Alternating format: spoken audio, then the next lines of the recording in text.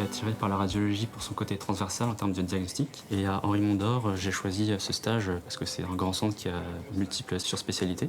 L'un des médecins seniors du service, Dr Pigneur, est habitué à travailler avec le service de néphrologie et il m'a proposé de participer à un travail de recherche en commun avec les deux services. Dans certaines situations, on a besoin d'avoir une mesure de la fonction rénale, une évaluation beaucoup plus précise de la fonction rénale. L'exemple type, c'est les donneurs de reins. On ne peut pas se permettre de prélever le rein de quelqu'un avec une estimation de la fonction rénale qui est relativement imprécise pour être certain que le donneur ne va pas développer une insuffisance rénale. Et c'est des examens qui sont faits en hôpital de jour, qui durent une journée, des prises de sang répétées, analyse d'urine répétées toutes les demi-heures, quantifier l'urine au millilitre près, donc peser l'urine, faire des prises de sang, monopoliser une infirmière. L'idée, ça consiste à utiliser le produit de contraste qu'on injecte au scanner, puisqu'on sait que la quantité de produit de contraste qu'on mesure dans le sang est proportionnelle à celle qu'on mesure en densité sur le scanner.